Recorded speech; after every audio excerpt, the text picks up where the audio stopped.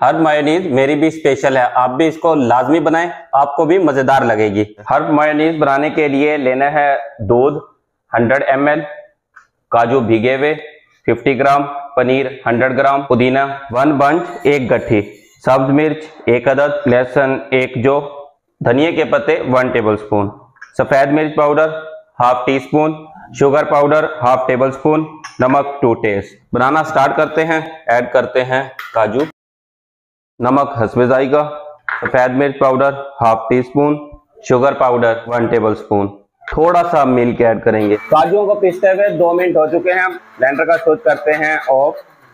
Check कीजिए काजू smoothly पिस चुके हैं। अब ऐड कर देंगे 100 ग्राम पनीर, साथ ही ऐड करना है दूध 100 ml। ब्लेंड होते हुए 3 मिनट हो चुके हैं। ब्लेंडर का स्विच करते हैं ऑफ। अभी तैयार की है प्लेन मायोनीज। इसी ब्लेंडर जार में डालने हैं हर्ब, धनिया के पत्ते, पुदीने के पत्ते, 1 सब्ज मिर्च, 1 लहसुन के जो, साथ ऐड करेंगे 1 टेबल स्पून मायोनीज ताकि पेस्ट स्मूथली तैयार हो।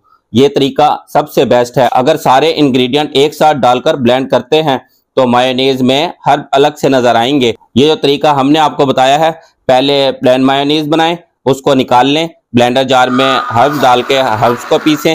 हर्ब पीस चुके हैं, अब डाल देते हैं प्लेन मायोनीज और 1 मिनट के लिए अच्छे से ब्लेंड कर लेना है ताकि मायोनीज और हर्ब मिक्स हो जाएं। 1 मिनट हो चुका है, हर्ब मायोनीज तैयार है, निकाल लेते हैं। 20 से 30 मिनट के लिए रेस्ट देना है। रेस्ट देंगे मायोनीज थिक हो जाएगी। अभी मायोनीज रनी है लेकिन 20 से 30 मिनट के बाद प्रॉपर थिक होगी। जिस तरह की मायोनीज आप मार्केट से लेते हैं सेम वैसा ही टेक्सचर आएगा।